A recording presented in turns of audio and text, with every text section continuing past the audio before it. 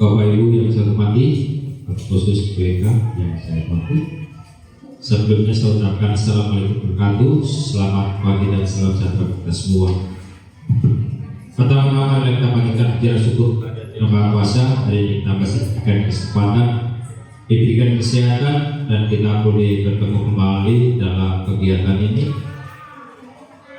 Kita bersama-sama akan menyaksikan sosialisasi presentasi WK Pradewi sebagai calon guru penggerak, menyampaikan aksi nyata kegiatannya.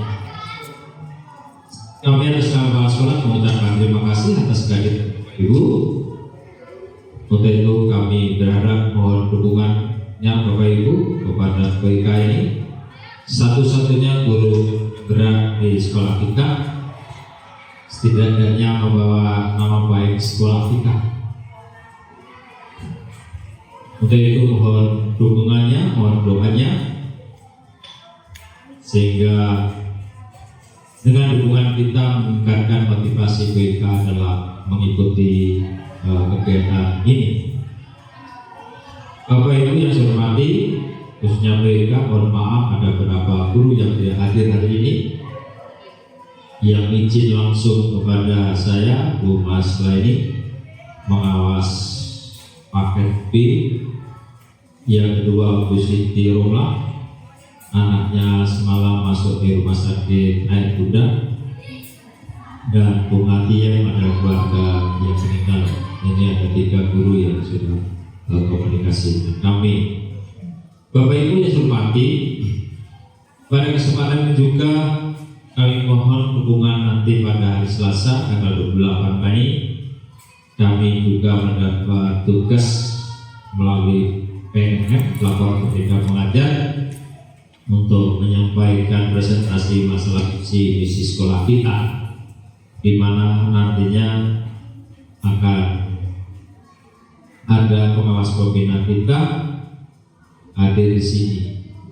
Juga pada hari Selasa tanggal 28, Bapak Ibu, ada tim verifikasi dana bos dari kabupaten, kalau tidak salah jumlah 4 orang, dikomandai oleh Sekretaris Dinas, hadir di tempat sini pada hari Selasa tanggal 28. Dari tanggal 28 ini ada pekerjaan, ada kegiatan yang menumpuk dan kegiatan.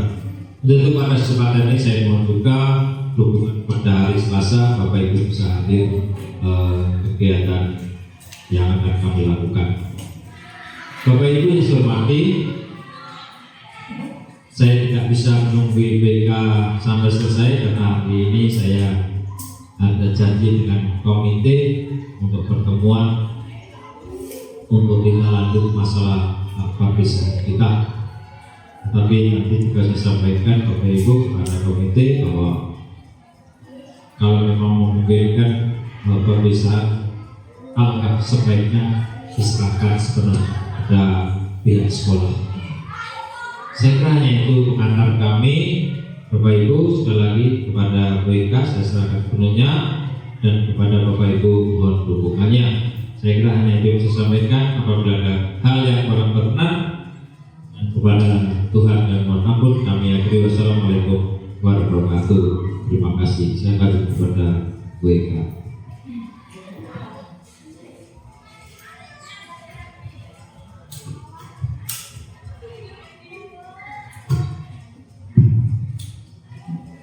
Assalamualaikum warahmatullahi wabarakatuh.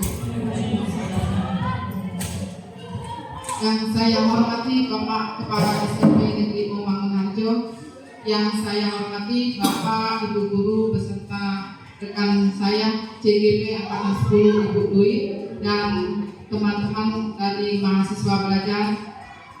Terima kasih saya ucapkan kepada Bapak Kepala Sekolah, teman-teman semua, karena hari ini sudi datang di kelas 7A ini dalam kegiatan saya, yaitu tentang kegiatan aksi nyata modul 1.4, penyebaran pemahaman dan penerapan budaya positif di sekolah.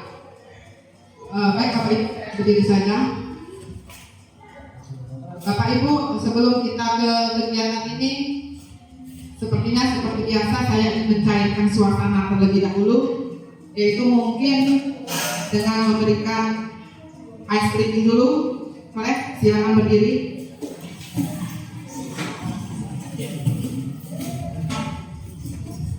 Berdiri.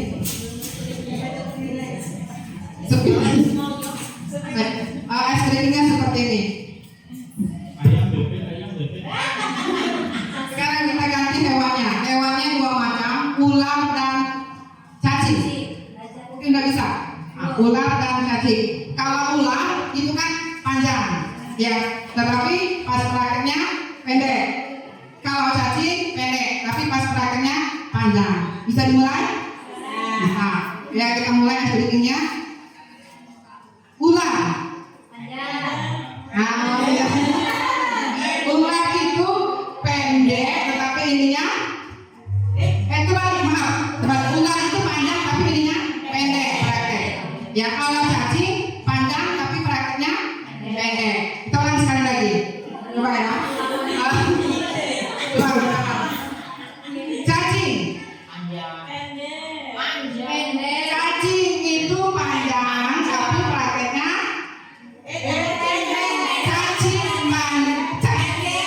cacing itu kan pendek, prakteknya panjang. Kalau ular kan panjang, prakteknya pendek. Oke, sekali lagi. Ular panjang, tapi prakteknya pendek. Sekali lagi. Ular, cacing, ular, cacing, ular,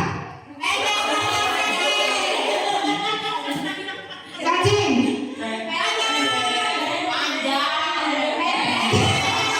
Cacing itu pendek, tapi dia panjang prakteknya. Saya masih sekali lagi. Sekali lagi. Cacing, ular, cacing.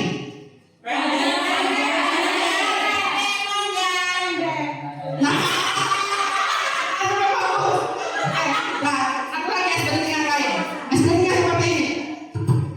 Tangan di depan, tangan di atas, tangan di samping. Ya. Sekarang tangannya di atas, samping, bawah, depan, atas. Sekarang tangan di atas. Kalau saya bilang putar, putar, putar, putar. Ya, bisa kan? Kalau bilang stop, stop. Bisa? Bisa. Kita mulai. 1, 2, 3. Putar, putar, putar, putar, stop. Stop, stop, stop, putar. Putar, putar, stop. Putar, putar, putar, stop. Stop, stop, putar. Tadi kamu bilang stop. Kalau stop berarti dia tidak bisa diputar. Oke, sudah cukup. Cukup mungkin jadilah es pentingnya. Sudah mencairkan suasana. Lagi. Sudah. Dan nanti di tengah-tengah ada lagi. Oke, kita Bapak Ibu kita masuk ke materinya. Ini tentang penyebaran pemahaman dan penerapan budaya positif di SMP Negeri Omangun. Aduh, oleh saya sendiri, yaitu Eka Pratiutami, calon untuk penggerak angkatan 10. Nah, konsep utama budaya positif di sini ada 6. Yang pertama, perubahan paradigma belajar. Kemudian ada motivasi perilaku manusia, ada disiplin positif, keyakinan keras, posisi kontrol guru, kebutuhan dasar manusia, dan segitiga restitusi. Jadi ada berapa Pak Ibu? Ada 7. Nah, dari 7 ini yang baru didengar oleh Bapak Ibu apa? Yang mana yang baru didengar? Paradigma belajar, segitiga restitusi, ya. Terus kan Bapak Ibu saya juga baru tahu, baru paham segitiga restitusi itu apa, dan baru diketahui pada saat mengikuti kegiatan di PGP modul budaya positif. Saya juga bingung pertamanya apa itu segitiga restitusi. Ternyata sama ya, Bapak Ibu juga seperti itu. Kalau dia mendengar, baru mendengar. Selama ini kan kita tahu peraturannya. Nah, sekarang keyakinan keras. Nah, nanti kita akan bahas satu persatu materinya. Yang pertama itu tentang pembelajaran dengan paradigma baru. Pembelajaran dengan paradigma baru itu merupakan pembelajaran yang dirancang berdasarkan prinsip pembelajaran berdiferensiasi. Nah, nanti kita di Merdeka itu akan ada namanya pembelajaran berdiferensiasi. Seperti apa nanti kita bisa pelajarinya. Kemudian sehingga murid belajar sesuai dengan kebutuhannya. Artinya pada pembelajaran berdiferensiasi ini, murid itu belajar dengan sesuai kebutuhannya. Misal contoh, murid ada yang dia lebih ke audionya, kemudian ada lebih ke audio visualnya, ada yang ke kinestetiknya, seperti itu. Jadi memang dibagi per kelompok nanti kalau pembelajaran berdiferensiasi sesuai dengan kebutuhan murid. Seperti itu nanti di Merdeka, kurikulum Merdeka. Nah, kemudian dia berdasarkan apa? Berdasarkan tahap perkembangan sesuai dengan teori psikologi modern untuk mewujudkan profil pelajar Pancasila. Seperti itu. Nah, profil pelajar Pancasila itu ada 6 Bapak Ibu dimensinya. Nah, 6 dimensi profil pelajar Pancasila itu harus semua dimiliki oleh murid kita. Ya, untuk kurikulum Merdeka ini. Apa itu 6 dimensinya? Ayo, coba siapa yang bisa Bapak Ibu? Apa saja? Ya, beriman, bertakwa kepada Tuhan Yang Maha Esa. Nah, kira-kira contohnya seperti apa di sekolah kita? Monggo Bapak Ibu yang bisa. Ya, benar itu. Satu nyatanya tindakannya sudah kita lakukan sekolah pertama itu pada saat pembelajaran dimulai dan pada saat pembelajaran selesai. Itu ada siswa melakukan doa, ya, berdoa sebelum dan sesudah belajar. Apa lagi kira-kira yang pernah kita lakukan budaya positifnya? Apa? Jumat berkah. Kemudian kemarin pernah kita melaksanakan sholat duha berjamaah. Itu sudah termasuk dengan kegiatan beriman bertakwa. Kemudian ada lagi nggak? Salam, ya kan?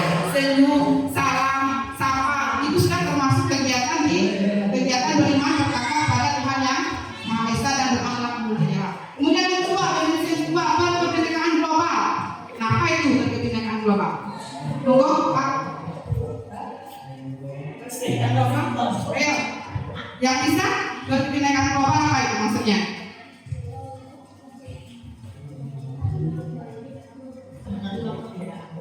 Maksudnya apa itu berkebinekaan global?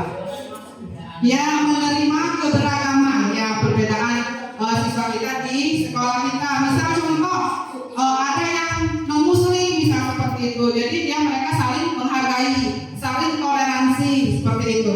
Itu yang namanya kan global. Kemudian bergotong royong. Bergotong royong seperti apa kegiatan hari ini? Kemudian gotong royong kerjasama bersihan sekolah, bersihan kelas, cepat bersih seperti itu ya. Kemudian kreatif itu artinya gimana? Kreatif. Siswanya atau gurunya yang kreatif? Siswa yang kreatif. Berarti di sini siswanya sudah bisa membuat suatu alat peraga seperti itu ya, kreatif. Mampu berpikir kreatif itu di benar kritis. Kalau kreatif seperti apa coba? Ada nggak kegiatan sudah kita lakukan di sekolah? Yang kreatif, maksudnya seperti muridnya membuat kegiatan yang menghasilkan produk ya kalau kreatif itu. Contohnya misalkan di Makro Prakarya, ya kan? Nah, kemudian apa lagi? Bernalar kritis maksudnya seperti apa muridnya? Ya, mampu menyelesaikan masalahnya sendiri seperti bernalar kritis. Kemudian mandiri. Tidak tergantung dengan orang lain. Artinya dia dari dirinya sendiri. Jadi itu ada 6 dimensi profil pelajar Pancasila. Dan karena ini nanti mungkin yang harus diterapkan oleh murid di sekolah kita. Selanjutnya disiplin positif. Nah, disiplin itu berasal dari kata disiplina, disiplin. Mengacu pada disiplin diri yang memiliki tanggung jawab terhadap apa yang dilakukan berdasarkan nilai-nilai yang diyakini. Itu disiplin. Disiplin positif merupakan salah satu cara penerapan disiplin yang bertujuan untuk menumbuhkan kesadaran serta memberdayakan murid tanpa imbalan atau reward, ancaman disiplin positif. Sebagai pendidik, tujuan kita adalah menciptakan murid yang memiliki disiplin diri sehingga mereka berperilaku mengacu kepada nilai-nilai kebajikan universal dan motivasi intrinsik dalam perubahan perilaku ke arah yang lebih baik. Itu disiplin. Nah, sekarang pertanyaannya, kalau nilai kebajikan itu seperti apa contohnya? Nilai-nilai kebajikan.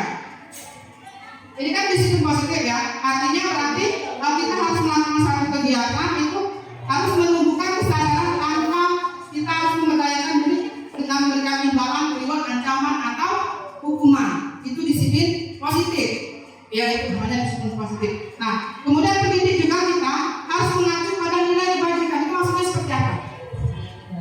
Nilai-nilai kebajikan. Sekarang kebajikan namanya. Ya, apa? Monggo, siapa yang bisa? Maksudnya seperti apa? Mengacu pada nilai-nilai kebajikan. Monggo, Pak. Nilai kebajikan berarti nyata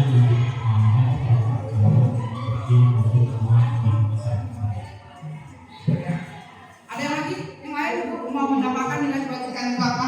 Nah, artinya nilai-nilai positif ya yang ditimbulkan di kalau kita konteksnya di sekolah. Misal contohnya apa? Misal contohnya apa nilai kebajikan? Bergotong royong, ya kan? Disiplin, tanggung jawab, saling menghargai, jujur. Itu sudah termasuk nilai-nilai kebajikan, termasuk juga di dalam profil pelajar Pancasila. Itu sudah termasuk ke dalam nilai kebajikan salah satunya. Sudah dirangkum di dalam profil pelajar Pancasila. Selanjutnya, nah ini yang nilai-nilai kebajikan adalah sifat positif manusia yang merupakan tujuan mulia yang ingin dicapai setiap individu. Artinya kita memiliki yang namanya nilai kebajikan setiap orang itu. Kemudian nilai tersebut bersifat universal dan lintas bahasa, suku bangsa, agama maupun latar belakang. Dengan mengkaitkan nilai kebajikan yang diyakini seseorang, maka motivasi intrinsik akan terbangun sehingga menggerakkan motivasi dari dalam untuk mencapai tujuan mulia yang diinginkan. Nilai-nilai kebajikan yang ingin dicapai oleh setiap anak Indonesia kita kenal dengan profil pelajar Pancasila. Tadi yang saya bilang tadi. Selanjutnya, nah ini contohnya beberapa contoh yang sudah saya rangkum kegiatan budaya positif di sekolah kita. Yang pertama itu kegiatan apa Ibu? Jumat Berkah yang sering kita laksanakan, ya kan? Nah, itu sudah termasuk dalam budaya positif. Jumat Berkah. Kemudian ada kegiatan gotong royong, membersihkan halaman sekolah. Kemudian ada kegiatan senam setiap hari Sabtu, ya kan, budaya positifnya. Kemudian ada kegiatan berdoa sebelum belajar. Kemudian salam pada Bapak Ibu guru. Kemudian ada kegiatan pramuka, sholat duha berjamaah dan melaksanakan kegiatan upacara bendera. Ini salah satu kegiatan budaya positif yang telah dilaksanakan sekolah kita. Nah, kira-kira dalam kegiatan ini harapan saya ini harus tetap selalu dilaksanakan. Bila perlu ditambahkan kembali kegiatan budaya positif di sekolah kita. Contohnya seperti apa? Kira-kira di sini ada nggak yang kepikiran Bapak Ibu yang mau menambahkan seperti apa lagi sih budaya positif yang harus kita terapkan di sekolah?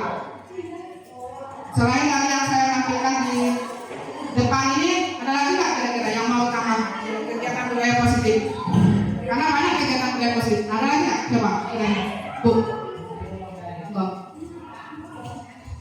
Mungkin memberi santunan atau iuran hari kampian kelas itu kalau ada wanita yang meninggal dunia. Kalau ada musibah, Ya. bisa. Itu kegiatan budaya positif juga. Tapi hikmahnya apa itu? Hikmah melakukan kegiatan tersebut apa? Kegiatan berbagi sesama itu bisa diterapkan di sekolah kita. Salah satunya tadi katakan kita tadi mengatakan bagaimana kalau seandainya ada teman sekelasnya yang orang tuanya mengalami musibah, misal contohnya meninggal. Jadi mereka satu kelas itu bisa saling iuran gitu, iuran iuran sukarela. Jadi itu sudah termasuk kegiatan dalam berbagi, kegiatan budaya positif. Ada lagi nggak? Kira-kira kegiatan apa lagi yang mau ditambahkan selain berbagi tadi? Infak waktu kita ini Bu ya,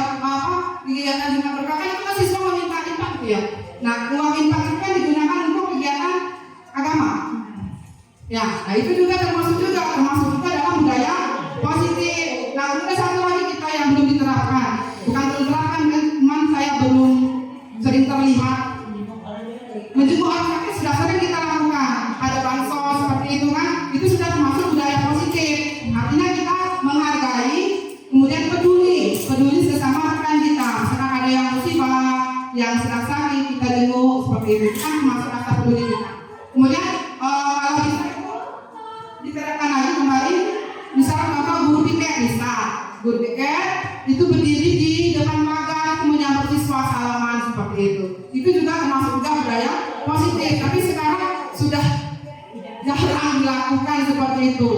Kalau seharusnya ini kita dilaksanakan, karena pertama sekali yang kita lihat ada senyum, sapa, salam dulu. Siswa masuk sekolah, kalau gurunya sudah senyum, sudah sapa, insya Allah siswanya termotivasi untuk mengikuti kegiatan sekolah. Tapi kalau pagi-pagi dia sudah disambut dengan marahan dari bapak ibu guru, ya mungkin akan berpengaruh juga dalam kegiatan belajar siswa tersebut. Oke, kita lanjut. Ini kebutuhan dasar manusia. Nah, kebutuhan dasar manusia adalah sesuatu yang kita lakukan untuk mendapatkan apa yang kita inginkan. Seluruh tindakan yang kita lakukan memiliki tujuan tertentu. Dengan semua terbaik yang kita lakukan adalah dalam rangka agar kebutuhan dasar kita terpenuhi dengan baik. Ada 5 kebutuhan dasar manusia. Yang pertama, bertahan hidup. Pasti ya Bapak Ibu ya, bertahan hidup. Itu kebutuhan yang pertama sekali kita impian yang bertahan hidup. Artinya kita sebagai makhluk manusia harus bisa namanya menerapkan bertahan hidup. Saya bertahan hidup untuk apa? Dalam mencari rezeki, ya kan? Kemudian bertahan hidup agar apa? Agar kita tetap sehat seperti itu, ya kan? Itu termasuk bertahan hidup juga.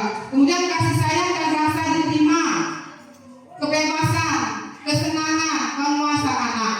Dari kelima kebutuhan hidup manusia ini, bukan kita. Menurut Bapak Ibu, kebutuhan apa yang paling menonjol di diri Bapak Ibu? Tolong kemukakan alasan. Dari 5 ini, 5 kebutuhan dasar, bukan kebutuhan pokok. Yang paling menonjol di diri kita apa? Kebutuhan apa? Kebutuhan penguasaan kah? Kebutuhan kasih sayang rasa diterima? Atau kebebasan atau kesenangan? Yang mana yang paling menonjol di diri kita? Memang ini kebutuhan dasar manusia, setiap orang harus memiliki, harus ada 5 ini. Cuma pasti kita ada yang paling menonjol di diri kita seperti apa? Seperti itu yang sering kita rasakan kebutuhan seperti apa? Kasih sayang terima. Kebutuhan kasih sayang rasa terima. Nah, kalau posisi kita di sekolah sebagai guru, sebagai pendidik, sebagai guru dengan murid itu kebutuhan apa? Bukan mana yang bisa kita lakukan ke murid? Ayo. Penguasaan, jadi kebutuhan penguasaan kepada murid. Nah, maksudnya gini, kalau kita ibaratkan di sini sebagai pendidik, sebagai guru, ya, sebagai guru, bukan di rumah, di sekolah. Nah, 5 kebutuhan dasarnya yang kita perlakukan ke siswa, ke murid itu kebutuhan apa? Kita guru ke murid dulu. Kebebasan sama murid. Ayo. Dari 5 ini kira-kira kasih sayang, itu dulu kasih sayang dan rasa terima. Monggo tolong membukakan alasannya.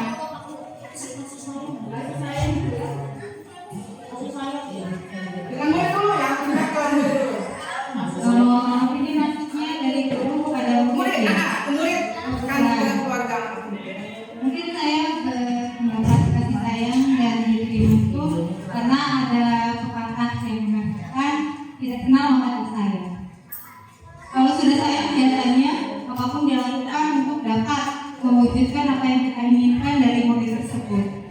Seperti itu. Misalnya murid yang melakukan satu kesalahan itu terkadang kita berikan pandangan tentang hal yang mereka lakukan salah itu dengan kasih sayang.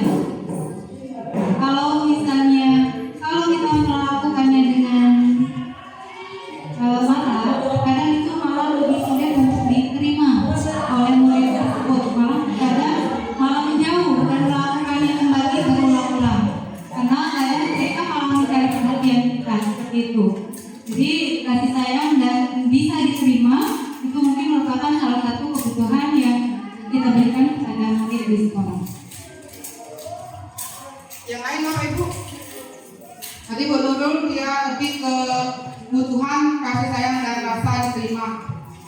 sayanya terhadap murid yang lain mungkin bisa?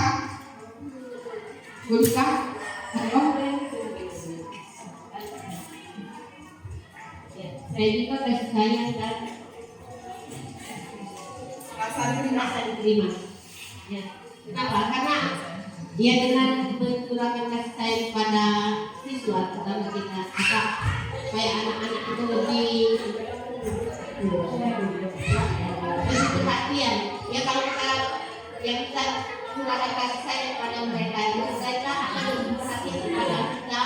Dia akan untuk mengikuti apa yang pada saat belajar itu mengikuti pada saat proses pembelajaran. Karena mereka akan merasa dekat dengan gurunya. Ya. Karena kadang-kadang anak-anak itu kalau kita perhatikan, kalau kita tanya, kadang-kadang dengan orang tuanya di rumah juga itu kadang-kadang mereka seperti kemarin anak 9C itu yang ngerokok itu. Saya tanya saja, apa kamu di rumah ngerokok? Iya.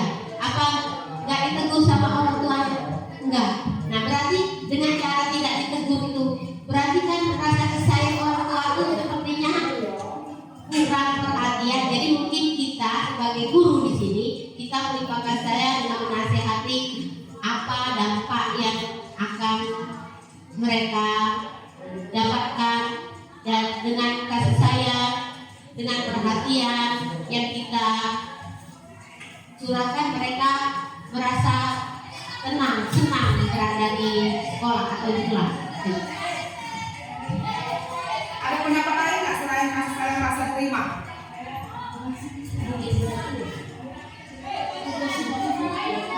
Boleh dua, boleh nggak apa-apa. Kalau menurut saya tuh sependapat dengan Bu Guru dengan Bu Rizda kasih sayang.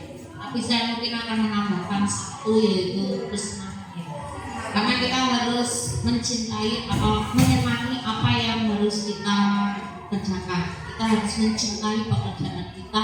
Jadi dalam mengajar kita harus ada rasa semangat, tidak terpaksa atau merasa bagaimana. Dia harus senang mengajar dengan senang sehingga siswanya juga ikut.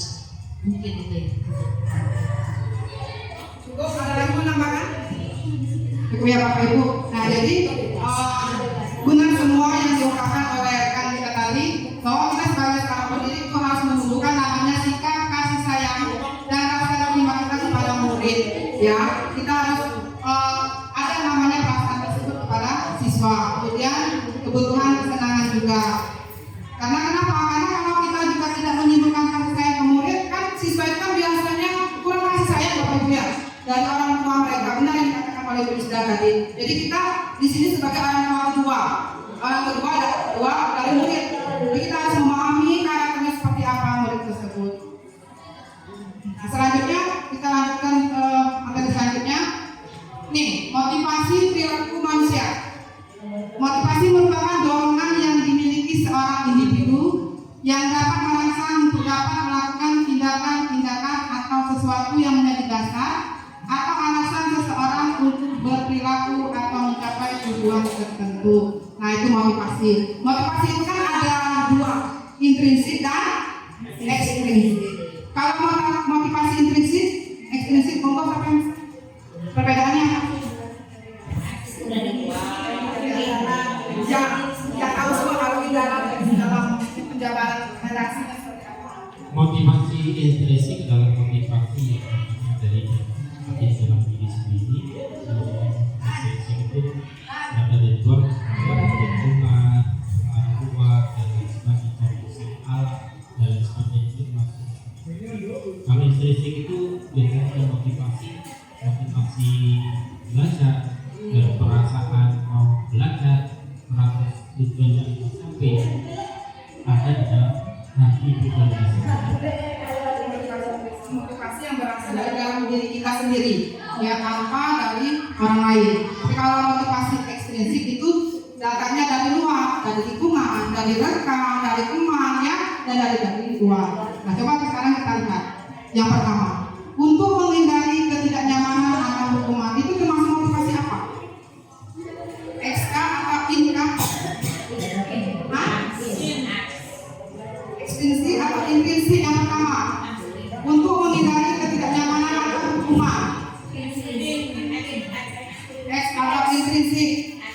Yo, siapa yang bisa mengungkapkan alasannya?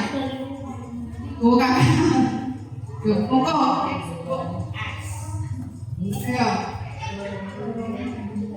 Yang tadi kan motivasi kan ada dua ya, motivasi intrinsik dan motivasi ekstrinsik. Kalau motivasi intrinsik kan motivasi yang berasal dari dalam diri kita sendiri, ya kan, tanpa adanya dorongan dari orang luar, dari lingkungan, dari rekan sejawat, pokoknya dari orang luar.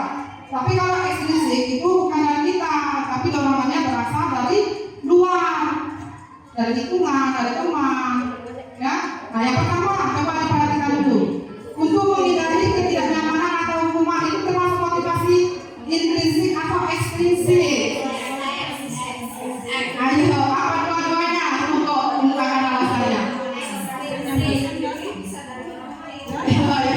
Ini yang kami juga kemarin ada bingung dari materi ini. Intrinsik apa ekstrinsik? Nah, boleh kita dulu.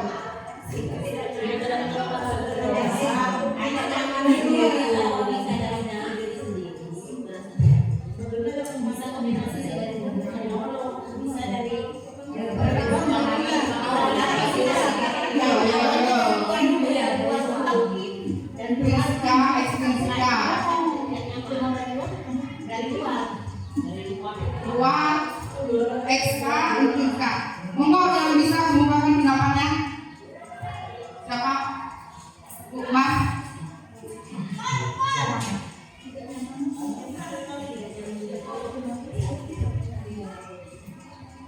Kalau menurut saya motivasi yang ini yaitu untuk menghindari ketidaknyamanan atau hukuman itu merupakan motivasi ekstrinsik, karena dari dalam diri dia itu bagaimana saya itu tidak mendapat hukuman sehingga saya nyaman, itu mendapat tantangan, tapi dari luar dulu agar tidak dapat hukuman sehingga dia merasa nyaman. Artinya dia melakukan sesuatu atau terangsang melakukan sesuatu untuk agar dia itu terhindar dari hukuman atau ketidaknyamanan tadi.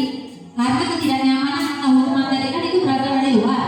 Nah, yang itu tadi itu merupakan motivasi ekstrinsiknya.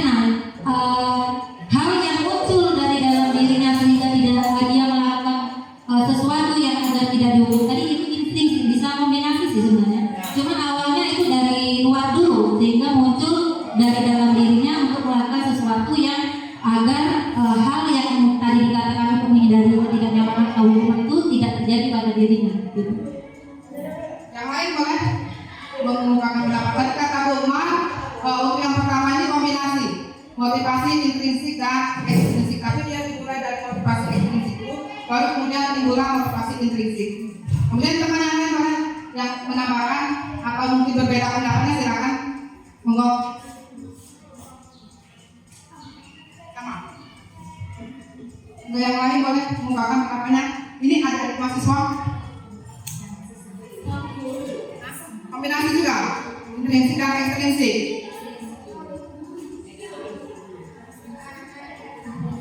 X dulu atau in dulu?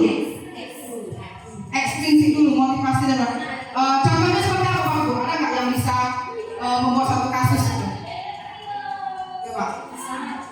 Boleh. Sebagi kita namanya saya. Kalau menurut saya ya, karena ini tadi kan untuk menghindari ketidaknyamanan, artinya ada sesuatu yang di luar sana yang akan membuat diri kita tidak nyaman. Contohnya misalnya kita tahu seandainya di sini kalau misalnya telat 5 menit karena kita pakai pastry, ini hanya bisa ya contoh ya, itu mungkin diberlakukan ada punishment atau hukumannya apa. Nah, ketika kita sudah tahu seperti itu, maka kita berusaha dari rumah itu sudah memanage waktu. Artinya kalau kita jalan tempuhnya jauh ya dari jam berapa agar kita tidak terlambat gitu, sehingga kita tidak mendapat hukuman. Dan ketika kita sampai di sekolah dengan tidak terlambat, pasti kita akan merasa nyaman gitu. Berapa apa itu? Sependapat? Artinya yang pertama ini merupakan kombinasi motivasi ekstrinsik dan intrinsik. Nah, dia ditimbulkan dari luar dulu. Kenapa? Karena mungkin dia takut nanti dapat hukuman, ya kan? Seperti itu. Nah, kemudian barulah timbulan namanya motivasi dari dalam diri dia, harus dilakukan. Agar apa? Agar saya tidak mendapatkan hukuman, tidak bisa menghindari namanya ketidaknyamanan. Selanjutnya yang nomor 2 itu motivasi in atau X atau kombinasi lagi. Yang kedua, untuk mendapatkan imbalan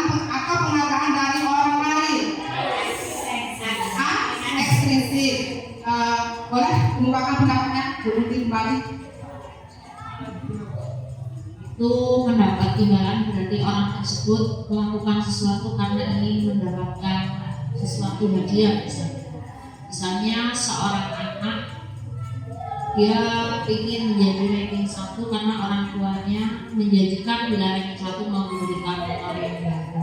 Itu berarti kan dia berusaha menjadi ranking 1 karena ingin mendapatkan motor yang baru, bukan karena dia ingin karena dorongan dirinya sendiri, tapi karena dorongan hadiah motor tadi. Itu contoh.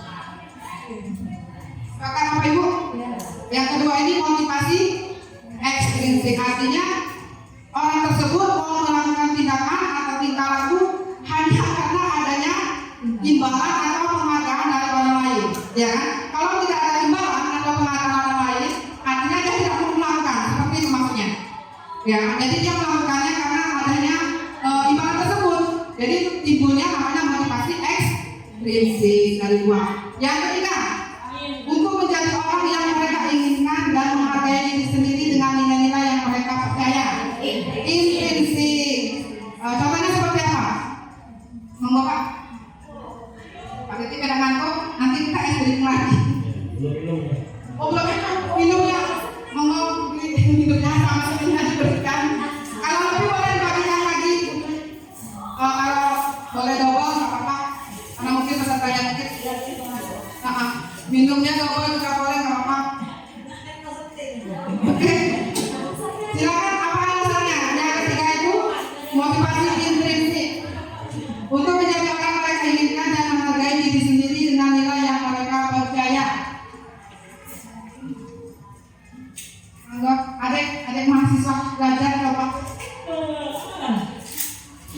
Adik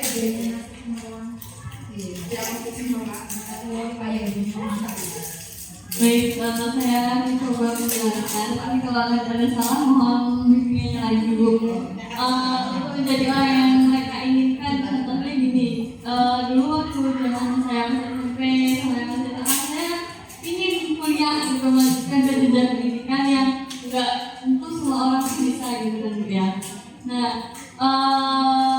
caranya nilai-nilai yang saya percaya itu bagaimana saya bisa mempertahankan tingkat saya. Siapa tahu besoknya waktu kuliah bisa dapat beasiswa, karena dulu kan pernah ada besok bisa kuliah melalui beasiswa. Jadi saya lakukan itu belajar biar saya bisa mempertahankan diri saya dan akhirnya bisa lolos beasiswa dan alhamdulillahnya bisa kuliah. Jadi itu namanya motivasi dari diri kita sendiri ya. Benar. Artinya harus memang dari tumbuh dari niat kita seperti itu. Kita maunya tujuan kita tercapai, artinya kita punya sendiri yang langkah-langkah seperti apa yang ingin kita inginkan. Kita mau jadi guru, berarti kita sekolahnya di keguruan. Kita mau jadi dokter, artinya kita sekolahnya di kedokteran. Seperti itu juga yang punya anak ya, yang anaknya mau menjadi apa itu juga seperti itu. Artinya apa? Bukan kita, ya anak sendiri dulu yang awalnya, baru kita motivasi ke ekstensinya. Oke, kita lanjut lagi. Ini perbedaan dari motivasi. Lanjut. Nah ini konsep disiplin dengan identitas gagal, konsekuensi restitusi. Nah pertanyaannya, apa beda konsekuensi dan hukuman? Apa bedanya? Konsekuensi itu penguatan jangka pendek, perlu monitoring berkelanjutan, murid menghormati peraturan, kehilangan waktu untuk memenuhi kesalahan. Kalau hukuman, apa bedanya?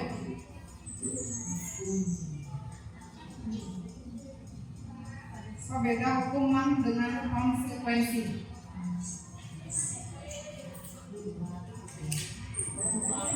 Pasti berbeda, pasti kan konsekuensi sama hukuman pasti beda. Bedanya itu di mana?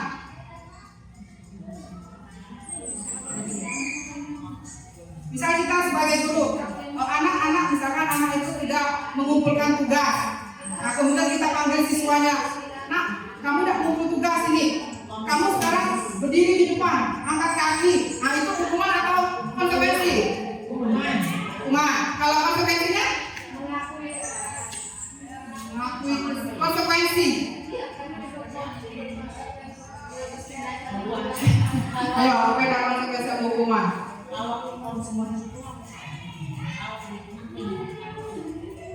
Kalau konsekuensi ancaman, kalau hukuman tadi tindakan. Redaksinya Bu, redaksinya kata-katanya dilengkapi maksudnya.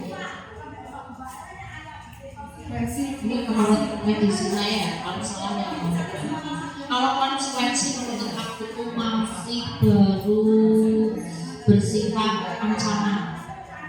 Misalnya anak yang merokok konsekuensinya ini. Kemudian kalau hukuman itu udah berupa tindakan. Ternyata udah dikasih tahu bahwa konsekuensi anak yang merokok itu harus diskors berapa hari. Ternyata masih saja merokok, sehingga udah dikasih tahu konsekuensinya, dia masih tetap melanggar maka harus dihukum. Jadi kalau konsekuensi baru ancaman, peringatan, sedangkan kalau hukuman itu menurut aku itu sudah berupa tindakan dari dia. Itu mungkin kalau nggak salah ya. Yang lain apa Ibu? Yang lain apa bedanya hukuman sama konsekuensi?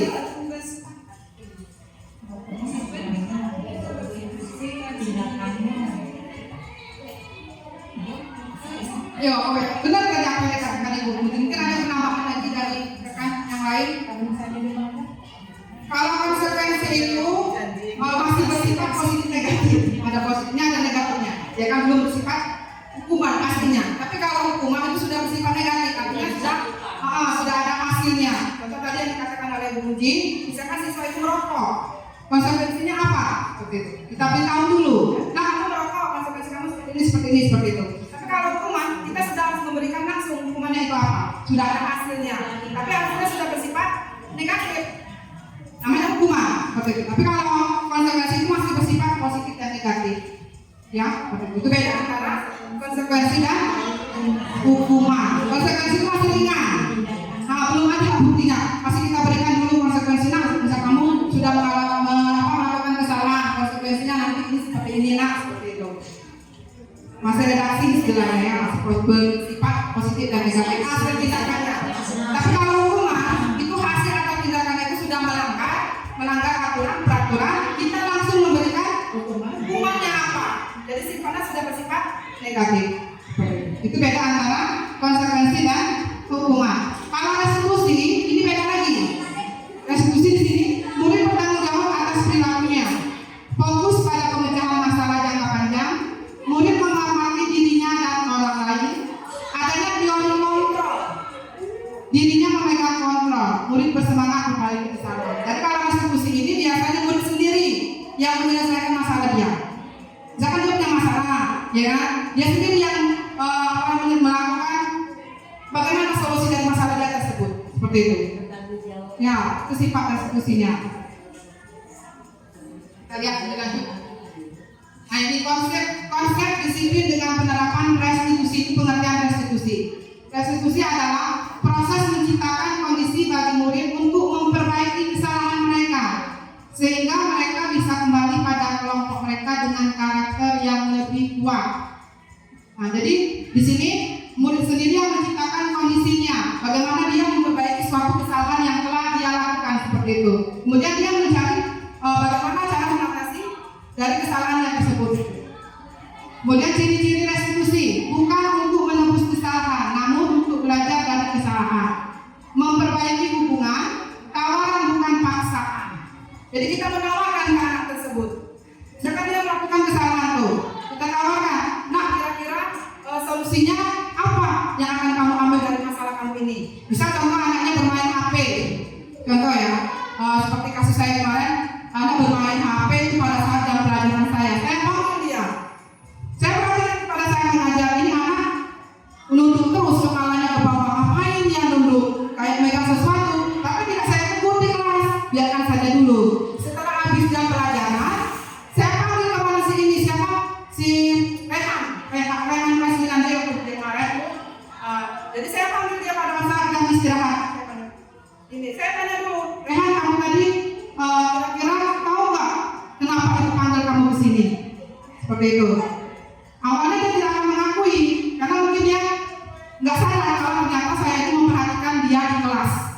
Ya, nggak sadar. Enggak bu, seperti itu. Terus saya tanya lagi, coba kamu ingat lagi tadi pada saat itu mengajar, kamu itu melakukan kesalahan apa? Nah, kita beri kesempatan kepada siswa.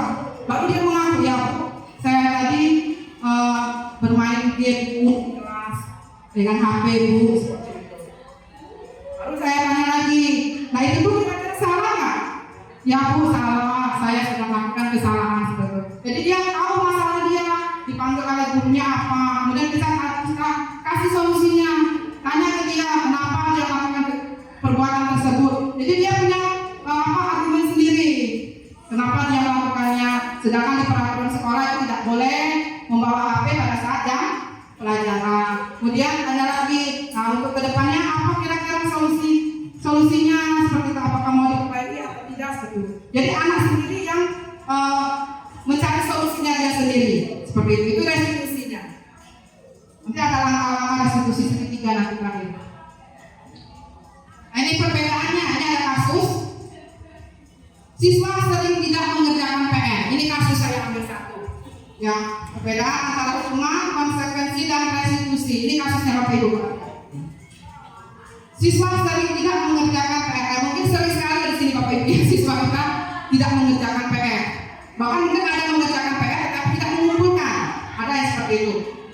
Hukuman, guru menghukum murid dengan berdiri 10 menit di depan kelas. Nah itu termasuk hukuman. Kenapa hukuman? Karena sudah ada buktinya, pasti dari tindakan yang dia lakukan tadi. Dia langsung menghukum. Nah misalkan Andi, kamu nggak mengerjakan tugas, kamu berdiri di depan situ, kamu angkat kaki. 10 menit ya, itu tunggu. Nah, itu sudah termasuk hukuman. Itu hukuman, menghukum artinya. Kemudian guru marah dan menjadi takut. Itu beda hukuman. Kalau konsekuensi, itu guru memberikan konsekuensi untuk menulis PS sebanyak 3 kali. Dia akan menulis siswa tersebut. Tadi kamu nggak ngumpul tugas, nggak mengerjakan PR hari ini ya. Jadi ibu kasih kamu konsekuensi ya. Kamu buat PR sebanyak 3 kali. 3 kali lipat seperti itu. Nah itulah termasuk konsekuensi, bukan hukuman lagi. Artinya ada positifnya, ada negatif. Positifnya apa Bapak Ibu? Dia bisa belajar kembali. Ya kan? Belajar kembali dengan materi yang kita berikan. Ada hasilnya dia mengumpulkan tugas. Negatifnya, 3 kali lipat ya mengerjakan PR-nya. Sudah termasuk di konsekuensi. Tapi kalau hukuman, dia hanya berdiri saja di depan, angkat kaki selama 10 menit, itu sudah hukuman. Tapi apa positifnya? Tidak ada. Negatif itu PR-nya tidak ngumpul, tugasnya nggak ada, tapi dia melaksanakan hukuman kita. Tapi kalau konsekuensi seperti ini, dia PR-nya tetap mengumpul. Dengan apa? Lebih dari temannya 3 kali tadi. Itu beda antara konsekuensi dan hukuman. Kemudian guru tegas dan menghormati peraturan. Kita harus tegas melakukan konsekuensi pada anak tersebut. Supaya apa? Supaya tidak melakukannya lagi. Nah, untuk restitusi, guru menanyakan keyakinan kelas atau dirinya dan membantu murid menyelesaikan masalah. Jadi dia tanya si Andi tersebut. Dari keyakinan di kelas kan kita pernah peraturan kelas ya kalau ya, kan ada harus namanya bertanggung jawab. Kemudian bertanggung jawab apa? Tugas kan yang diberikan oleh guru harus dikumpulkan seperti itu. Restitusi. Dan guru terbuka dan murid menghormati dirinya dan orang lain. Itu restitusi. Kemudian, sekarang kita kembali ke posisi kontrol seorang guru. Ternyata ada 5. 1 penghukum, 2 pembuat rasa bersalah, 3 teman, 4 pemantau, dan yang kelima sebagai manajer. Nah, kira-kira kita sebagai apa di sini? Posisi kita. Kalau posisi kita yang sebagai penghukum itu tadi sudah jelas ya, sudah tahu berarti ya. Artinya kita langsung memberikan hukuman, tindakan kepada siswa yang sudah melakukan kesalahan. Kalau pembuat rasa bersalah itu seperti apa?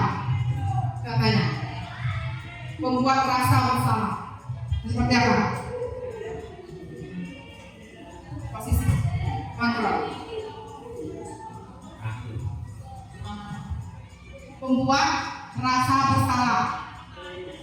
Gimana contohnya?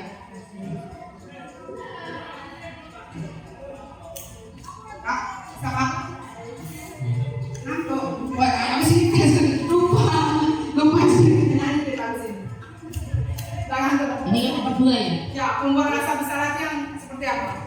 Mungkin kita sering menunjukkan kesalahan-kesalahan siswa atas kekurangan atau ketidaktanggungjawaban yang dilakukan oleh siswa. Ini di depan umum atau di depan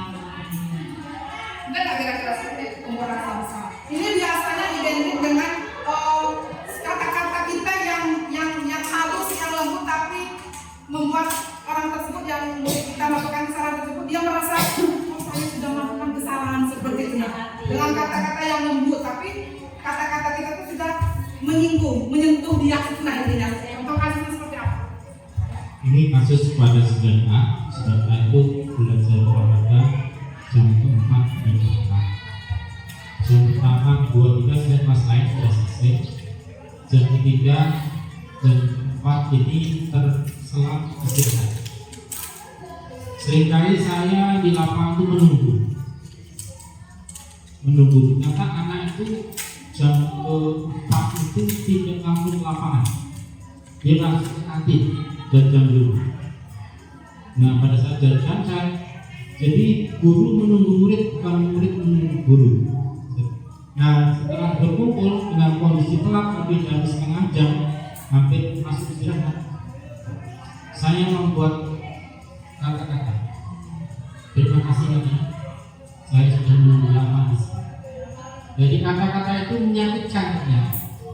menyakitkannya bahwa tidak sadar bahwa mereka terlambat, dan terlambat itu hari itu juga saya tidak mau ngajar, saya suruh balik ke kantin semua. Hari ini tidak usah belajar, itu apa belajar? Pindah ke kantin. Minggu depan baru akan itu minta maaf kepada saya. Jadi saya tidak memberikan hukuman apa-apa, hanya perhatian. Ini mungkin sekelas bersih benar. Nah itu bersih. Terima kasih. Yang betul sekali Bapak Ibu, benar apa yang Bapak. Kalau artinya kalau pembuat rasa bersalah ini kita sebagai guru tidak harus memberikan tindakan langsung, tetapi dengan perkataan yang lembut ke siswa tersebut, tapi dia sudah sadar kalau dia sudah melakukan kesalahan. Kayak kalau tadi bilang katanya terima kasih nak, saya sudah menunggu lama seperti itu. Itu udah rasa ternyata dia nunggu kita nak, kita akan lama. Jadi kawan-kawan mereka itu sadar kalau dia sudah melakukan kesalahan seperti itu. Jadi dengan kata-kata yang sudah menyinggung mereka, itu sudah termasuk dalam pembuat rasa bersalah. Jadi kata-kata lembut, kata-kata yang lemah lembut seperti itu yang nggak kasar, tetapi sangat menyentuh dari yang membuat bersalah seperti itu. Itu masuk dari pembuat rasa bersalah. Bisa dipahami Ibu? Bisa. Selanjutnya sebagai teman, posisi kontrol kita sebagai teman yang seperti apa sebagai teman? Contohnya kasusnya. Sebagai teman yang seperti apa? Mendengarkan curhat, betul. Iya, kita sebagai teman, kita sebagai murid, misalkan murid punya masalah, jadi kita menganggap dia itu jangan murid, agar kita tuh teman, gitu kan, cerita apa nak masalah kamu di kelas, ada masalah nggak di rumah, seperti itu. Jadi kita menganggapnya itu bukan murid, menganggap sebagai seorang teman. Tidak ada batasan seperti itu. Kalau untuk di posisi teman, pemantau. Sekarang posisinya sebagai pemantau, mana? Kasusnya seperti apa? Posisi kita kontrol guru sebagai pemantau, mengamati. Gimana kasusnya coba? Salah satunya misalkan kita bertindak sebagai wali kelas. Ya, kita mengamati, memantau tindakan tingkah laku kelas kita seperti itu. Kita hanya memantau, tetapi kita tidak boleh melakukan tindakan langsung. Kita hanya memantau, mengawasi kira-kira anak tersebut melakukan tindakan sesuai dengan peraturan sekolah. Anda bisa sekedar memantau, mengawasi, belum berupa tindakan. Kalau manajer, gimana kasusnya? Kalau manajer,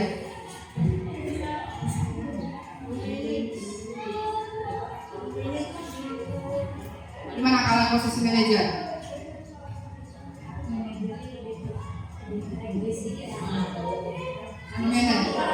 Mengatur. Tapi sebagai manajer kita, akhirnya kita mempersilakan murid itu untuk bertanggung jawab dengan tindakannya sendiri. Mengatur, yang menemukan solusi dan permasalahan dia sendiri. Jadi ada posisi kontrol kita sebagai guru, penghukum, pembuat rasa bersalah, teman, pemantau, manajer. Nah yang sering kita lakukan apa di sini Bapak Ibu? Sebagai apa di sekolahnya? Penghukum kah? Pembuat rasa bersalah? Sebagai teman kah? Pemantau atau manajer? Yang sering Yang sering sekali. Pasti ada. Kalau saya terus salah. Saya terus salah. Saya lebih ke hukum, bener hukum. Ya karena dikit-dikit kalau ada pengumpul tugas hukum. Dikit, itu salah sebenarnya Bapak Ibu. Jadi kita punya posisi kontrol sendiri di situ. Harusnya kita kalau sebagai teman kita juga bisa memposisikan diri, jangan harus sebagai teman terus. Nanti ujung-ujungnya kayaknya dengan ibu itu, dengan Bapak itu, ya seperti kawan seperti sejajar, kan bagus juga itu. Manajer juga bagus. Tapi artinya dari kelima posisi kontrol ini harus kita miliki semua. Tidak boleh salah satu atau salah dua seperti itu. Jadi semuanya harus kita miliki sebagai seorang guru. Semuanya. Nah ini contoh kasusnya. Siswa tidak memakai atribut lengkap pada saat upacara ini. Contoh kasus 1. Kita lihat dulu hukuman. Kita sebagai guru ya, posisi kontrol. Yang pertama, kita memanggil siswa tersebut berdiri di depan kelas. Nah, itu sudah termasuk hukuman. Kemudian kalau ada satu salah, kita panggil siswanya. Berapa kali ibu guru harus memberitahu kamu? Ibu guru kecewa sama kamu. Itu konsekuensi. Artinya ada kata-kata yang menyinggung dia. Kata-kata lembut dan halus tetapi sangat menyakitkan dan menyinggung. Sebagai teman, itu kata-katanya. Ayolah, buat ibu bangga. Hari ini tidak apa-apa. Itu sebagai teman. Artinya kita tidak marah sama dia, kita menyemangati. Ayolah, buat ibu guru bangga. Kali ini tidak apa. Itu kasusnya siswa tidak memakai atribut lengkap pada saat upacara. Itu salah satu kasus. Pemantau, kamu sudah melanggar apa peraturan dan konsekuensi. Jadi kita tanyakan. Nah, kamu sudah melanggar nih. Kira-kira peraturan di sekolah apa yang sudah kamu melanggar? Konsekuensinya seperti apa? Itu yang pemantau. Kalau manajer ini, apakah kamu tahu kesalahanmu? Kira-kira apa yang akan kamu lakukan untuk memperbaiki kesalahan? Itu sebagai manajer. Jadi kita tidak langsung memberikan tindakan. Kita tanya dulu salahnya apa, kemudian bagaimana dia memperbaiki kesalahannya pada hari ini. Itu posisinya sebagai manajer. Jadi paham Bapak Ibu? Beda antara kelima posisi kontrol itu ada sebagai penghukum, pembuat rasa bersalah, apalagi tadi teman, kemudian pemantau dan manajer. Jadi itu harus kita pahami. Nah, kita ke keyakinan kelas. Mengapa tidak peraturan saja? Mengapa harus keyakinan kelas? Monggo, bukakan pendapatnya.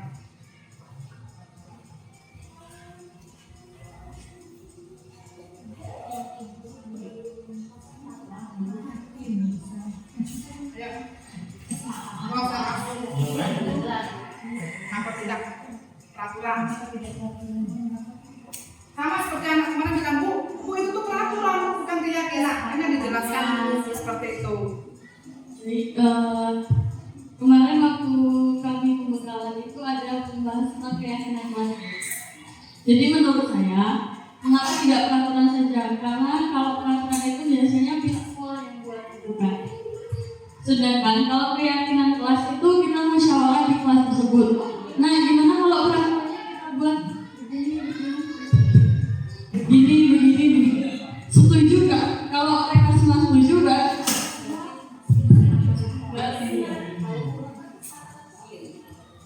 Berarti mereka semua sudah menyanggupi peraturan yang sudah mereka buat bersama-sama gitu. Kalau peraturan saja kan peraturan yang dibuat oleh sekolah yang siswa-siswa dan murid melakukannya gitu Bu. Terima kasih. Ada lagi yang lain penambahan perbedaannya keyakinan sama peraturan?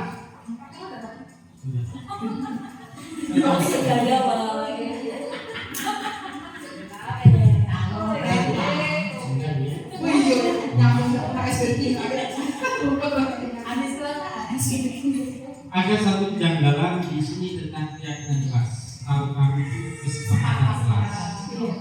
Karena keyakinan itu terkait dengan agama dan keyakinan sama.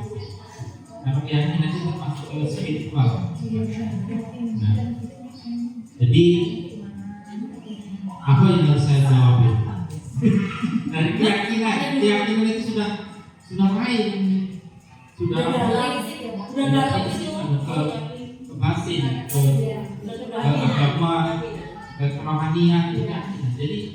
Apa memang di Merdeka Belajar kami itu keyakinan? Keyakinan. Kami juga bertahu Pak, Bu, pas kami di pendidikan guru penggerak, ternyata sekarang keyakinan dan seperti itu. Nah, aku juga, ternyata peraturan ini sifatnya kan umum. Kalau keyakinan ini kan sebenarnya lebih abstrak. Ya. Sementara sekarang kami pada saat sosialisasi Merdeka Belajar pada saat itu dengan Bu Sabto itu kesepakatan kelas, bukan keyakinan. Jadi kalau keyakinan itu agak janggal menurut kami. Enggak memang sekarang keyakinan. Ada perbedaan yang jelas, jadi mengapa tidak peraturan? Peraturan itu sifatnya baku, artinya tidak bisa fleksibel. Tapi kalau keyakinan atau kesepakatan kelas itu sifatnya nanti up to date. Sesuatu yang pernah dilakukan nanti akan tercermin di situ, dan sesuatu yang tidak pernah dilakukan tidak mungkin muncul di situ kalau di keyakinan kelas. Makanya condong ke keyakinan kelas dibandingkan dengan peraturan kelas. Karena peraturan kelas itu seolah-olah hanya karangan bebas. Jadi ternyata pada saat dipraktikkan tidak ada yang melakukan itu, terlewatkan. Misalnya dilarang merokok, memang tidak ada yang merokok. Dan satu lagi, mohon maaf di SMP tadi saya perhatikan sekali, ada larangan merokok tapi guru yang ada yang merokok. Jadi percuma. Padahal seharusnya guru dan contoh ya Pak. Kalau bahwa pada yang berkepentingan ini kalau ngomong, kalau dia merokok jangan melarang murid merokok. Kok dia tidak minta dengan gurunya, dia minta dengan orang tua. Biarkan dia merokok di sekolahnya. Kalau gurunya masih merokok, karena cerminan di sekolah itu ya guru sebagai panutan ngomong seperti Pak Kusno, Pak Sampah, Kuspasio, ngapa melarang kami? Toh kami tidak minta dia. Nah itu, tapi di luar topik itu ya, kita hanya ngomong masalah sekolah kita. Yang jelas kalau keyakinan kelas lebih fleksibel, artinya lebih update sesuai dengan keberadaan dan sesuai dengan waktu yang tepat. Selanjutnya Bu Elsi. Yang terakhir oleh Pak Tor.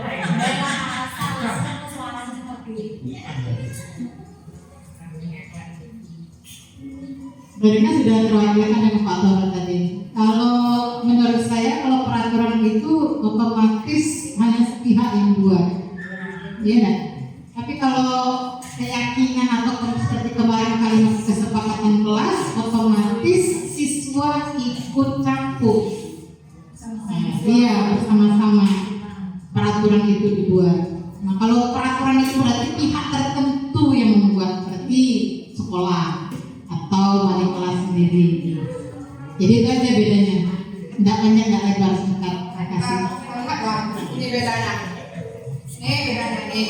Beda antara keyakinan kelas dan peraturan. Yang pertama keyakinan, yang kedua itu peraturan.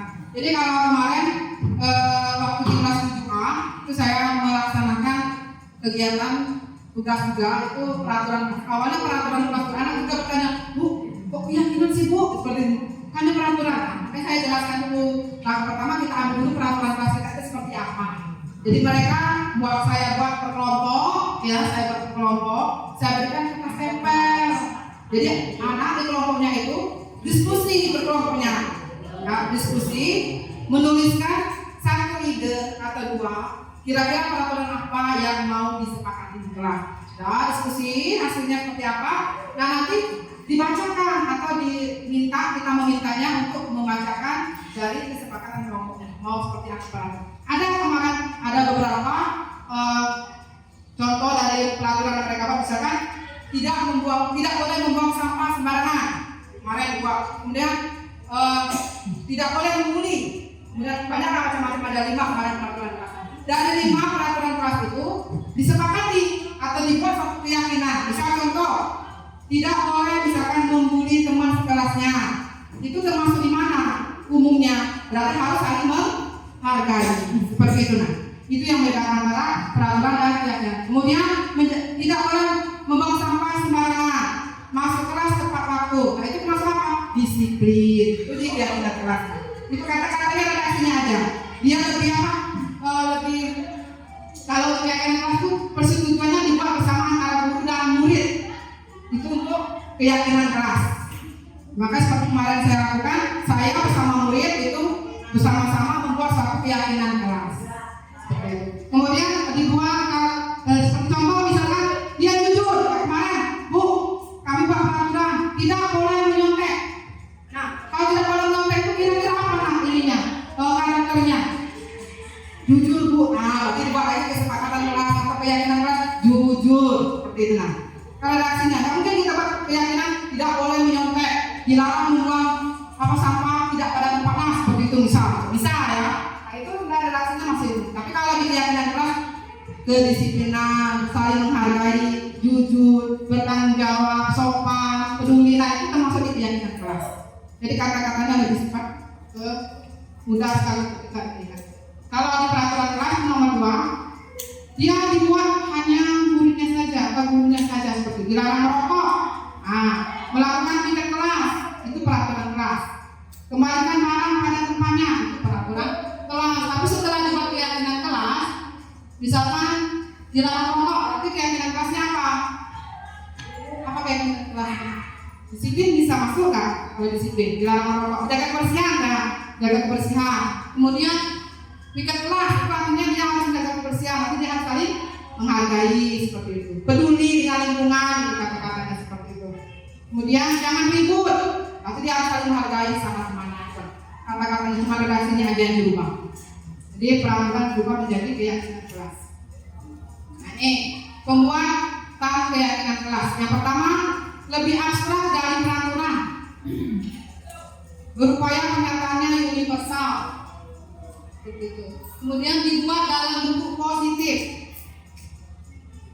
lebih abstrak dari peraturan, sesuai dengan kondisi kelas dan sekolah agar mudah diterapkan. Itu keyakinannya. Kemudian semua warga sekolah atau kelas dilibatkan saat membuat. Benar dari kata teman kita tadi ya. Kalau membuat keyakinan itu harus disepakati bersama, didiskusikan bersama-sama. Tidak hanya kita pada buku saja. Misalkan kita wali kelas 7A, kita buat aja ini nak keyakinan kamu, ini kesepakatan kamu. Tidak boleh itu. Jadi harus didiskusikan bersama-sama, membuat suatu keyakinan. Tadi mana keyakinan? Mungkin kita belum paham Bu, keyakinan sih yang kata bilang peraturan dulu, dibuat dulu peraturan apa? Nah nanti dari peraturan itu baru diresmikan, dibuat dari satu keyakinan. Dengan kata-kata apa? Dibuat dalam bentuk positif. Itu beda antara keyakinan kelas dan peraturan kelas. Kami juga baru tahu ini Bapak Ibu, kalau ternyata peraturan jadi keyakinan, kesepakatan jadi keyakinan. Baru tahu di modul 1.4 ini. Terus lagi banyak sekali pengetahuan yang kami peroleh di modul 1.4-nya. Yang masalah posisi kontrol tadi juga ternyata saya selama ini juga salah. Bukan saya menghukum, maksudnya sama-sama seperti bisa teman, sama seperti itu ya. Kemudian ini segitiga restitusi. Nah, segitiga restitusi itu ada 3 langkah-langkahnya. Yang pertama, menstabilkan identitas. Menstabilkan identitas. Setiap orang pasti pernah melakukan kesalahan. Pertanyaan misalkan ya, itu pertanyaan yang akan kita lontarkan ke murid kita apabila dia melakukan kesalahan. Kemudian kamu bukan satu-satunya yang pernah melakukan hal ini. Itu termasuk dalam menstabilkan identitas. Kemudian langkah kedua, validasi kebutuhan. Nilai apa yang telah disepakati? Kamu ingin menjadi orang seperti apa? Kemudian yang ketiga, menanyakan keyakinan. Nah, jadi untuk segitiga restitusi ini ada langkah-langkahnya. Dan ini harus kita terapkan Bapak Ibu. Artinya, misalkan ada satu siswa yang kata saya tadi kan dia melakukan kesalahan di kelas. Misalkan anak itu bermain HP, ya kan, bermain HP di kelas. Nah, kita selesaikan solusinya dengan apa? Tidak harus memberikan hukuman, tidak harus memberikan langsung tindakan syarat itu kan tidak. Nanti setelah jam istirahat atau pas istirahat dipanggil anaknya, dilakukan dengan apa? Dengan langkah-langkah segitiga restitusi. Kita panggil, kita tanyakan dulu, dia paham nggak kenapa kita panggil dia ke sini? Kemudian tanyakan alasannya, apa kesalahannya seperti itu. Baru kemudian kira-kira ada solusi nggak buat masalah dia, seperti itu yang masuk dengan segitiga diskusi. Jadi pertama melakukannya, sampai nanti akhirnya itu menanyakan keyakinan dia sendiri. Bu, saya minta maaf kalau saya sudah melakukan kesalahan. Saya berjanji tidak akan mengulangi lagi, Bu. Apa solusi dari kesalahan dia itu sendiri? Itu namanya segitiga restitusi. Artinya masalah itu dari dia selesai, dari masalah itu dia sendiri yang menyelesaikan, dia menyelesaikan. Itu yang namanya segitiga restitusi. Oke, thank you so much. Terima kasih banyak. Jadi Bapak Ibu yang boleh bertanya, monggo silakan. Tapi kita SPG dulu lah. Yang semua enggak belum. Hanya kita.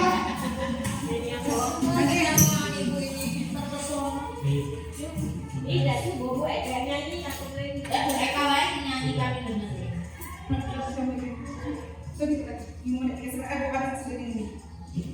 SPG. Iya, pengen denger tuh. Nyanyi ya. Dengerin guys. Jadi nyanyi. Tapi nyanyi sama-sama, apa saya dengar jangan dari ibu, jangan dari saya sendiri. SPG seperti ini, kita nyanyi sama-sama. Denger kebaikan bentar nyanyi aja. Ya, aku dulu kan, saya dulu, kemudian nanti. Ini SPG-nya sebenarnya nyanyi, tapi nggak nyanyi kan? Mungkin sering mendengar di YouTube. Seperti ini nyanyinya. Satu jari tanganku, satu jari kiriku, ku gabung jadi dua, ku buat jembatan panjang. Dua jari tangan, dua jari kiriku, ku gabung jadi empat, ku buat kamera cekrek. Tiga jari kanan, tiga jari kiri, digabung jadi enam, ku buat menara tinggi. Empat jari kanan, empat jari kiri, ku gabung jadi delapan, ku buat telinga kelinci. Lima jari kanan, lima jari kiri, digabung jadi 10, jadi tepuk tangan. Ya, coba teman-teman. Ya, ayo, mulai ya. Itu dulu. 1, 2, 3. Satu jari kanan, satu jari kiri, digabung jadi dua, ku buat jembatan panjang. Dua jari kanan, dua jari kiri, digabung jadi empat, dibuat kamera cekrek. Tiga jari kanan, tiga jari kiri, digabung jadi enam, ku buat menara tinggi. Empat jari kanan, empat jari kiri, digabung jadi delapan, ku buat telinga kelinci. Lima jari tangan, lima jari kiri, digabung jadi 10, jadi tepuk tangan.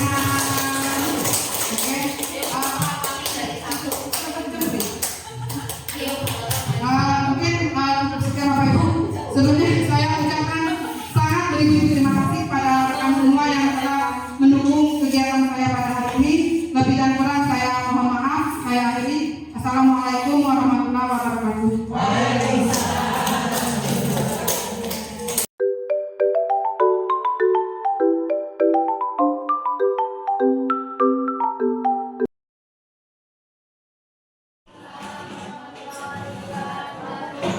Bagaimana kabar hari ini anak-anak? Baik. Luar biasa. Alhamdulillah. Hari ini kita akan kertas tempel, ya, kertas warna tempel. Nanti per kelompok menuliskan kira-kira yang disepakati peraturan kelasnya mau seperti apa. Paham?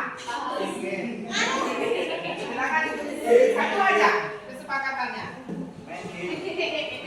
Peraturan kelasnya seperti apa? Satu saja. Silakan dituliskan. Tulis nak. Satu peraturan kelas yang kalian sepakati. Harus saling menghargai seperti itu. Tulis nak. Tulis. Ayo silakan dipikirkan. Yang lainnya diam, dengarkan. Silakan. Apa? Stop bullying. Tepuk tangan ya. Stop bullying bagus. Apa? Tolong diam, dengarkan dulu. Tidak saling mengejek fisik sesama teman. Bapak yang ini. Apa? Ayo apa? Bacakan saja apa? Menjaga kedamaian dunia. Apa? Mentaati peraturan. Yang ini apa? Membuang sampah pada tempat. Bagus ya. Nah, sekarang dengarkan dulu. Sekarang dari ada 5. Ya. Yang pertama tadi berarti yang pertama apa? Menjaga kebersihan kelas. Teman di sini.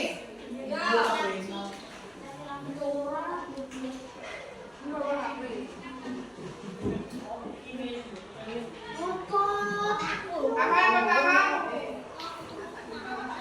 Menjaga kebersihan kelas.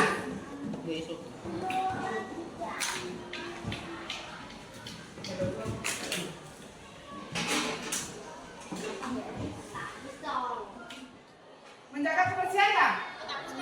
Menjaga? Sopan santun masih nggak? Kalau sopan santun? Menjaga? Sopan santun. Apa lagi?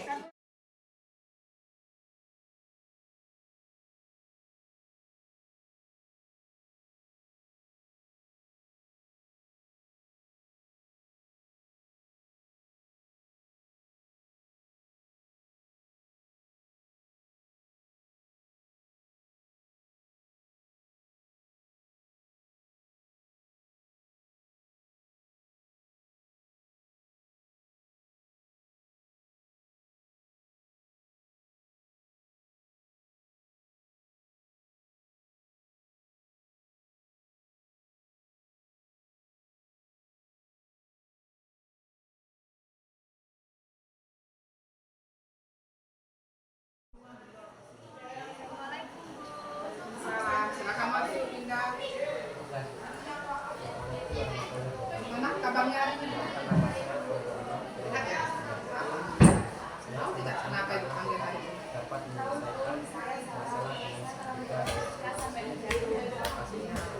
Benar tidak? Bisa mendapatkan laporan dari ketua kelas kalau Ninda itu sudah melakukan kesalahan kelas, sudah melakukan mendorong temannya, tetapi tahu mungkin Ninda punya alasan tertentu kenapa Ninda melakukan hal tersebut. Iya Bu, saya sangat marah pada Jessica karena dia telah mengatai orang tua saya Bu. Terus menurut kamu bagaimana untuk memperbaiki kesalahan kamu pada hari ini? Setelah dari sini dan itu selesai menasihat Jessica, saya akan minta maaf kepada Jessica karena saya tidak bisa memaafkan Jessica. Baiklah, ibu sangat mengapresiasi sekali kesalahan memperbaiki diri ke dalamnya. Terus bagaimana kalau selanjutnya terjadi lagi kejadian seperti ini, apa tindakan kamu? Saya akan lebih bersabar dan menahan diri agar tidak emosi karena bersabar dan saling menghargai adalah budaya positif dan keyakinan bagi seorang. Baiklah, ibu sangat mengapresiasi usaha kamu untuk memperbaiki ke depannya. Tapi kamu tunggu dulu di depan, ibu akan memanggil dulu Jessica kembali ke sini. Terima kasih. Silakan masuk ke kelas. Salam dulu. Ya, dulu. Salam. Agak atas karena saya. Assalamualaikum. Waalaikumsalam. Silakan duduk. Nana, bagaimana kabarnya hari ini? Alhamdulillah. Tahu tidak kenapa ibu panggil hari ini? Tahu Bu, saya salah. Saya datang terlambat ke sekolah dan saya lupa membawa buku hasil sendiri. Ya, benar. Setelah ini, Ya, benar sekali ya. Itu kesalahan kamu pada hari ini. Kenapa ibu panggil? Sebenarnya itu sih kesalahan wajar dan semua orang pasti akan melakukannya. Tetapi kalau menurut anak-anak itu bagaimana cara memperbaiki kesalahannya pada hari ini? Adakah yang bisa dilakukan? setelah ini saya akan meminta izin kepada guru untuk masuk kelas dan menanyakan kepada kepala kelas saya tentang materi dan pelajaran yang telah terlewatkan dan saya akan membaca buku Yasin secara mandiri. Baiklah, Ibu sangat mengapresiasi usaha kamu untuk memperbaiki kesalahan kamu yang akan datang. Semoga tidak diulangi lagi ya Nak ya. Terus kemudian apa kira-kira menurut kamu hanya itu saja yang bisa diperbaiki secara kamu? Ada lagi nggak? Saya akan bangun lebih awal dan memasukkan buku yasin saya ke dalam tas kelas saya dan membawanya ke sekolah. Dan saya akan mengikuti kegiatan rutinitas membaca buku yasin sama-sama teman-teman yang lain. Oke, baiklah Ibu sangat mengapresiasi sekali ya. Tolong jangan diulangi lagi. Hari ini Ibu maafkan. Terima kasih Nana.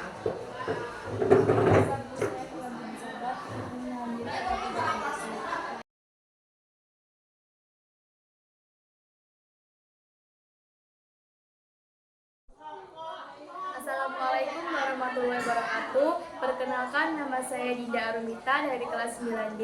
Saya sangat senang karena Ibu Eka dapat menyelesaikan masalah dengan segitiga restitusi. Terima kasih. Wassalamualaikum warahmatullahi wabarakatuh. Assalamualaikum warahmatullahi wabarakatuh. Perkenalkan, nama saya Baru Anam, saya dari kelas 9D.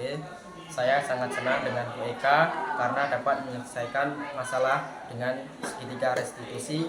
Terima kasih. Wassalamualaikum warahmatullahi wabarakatuh.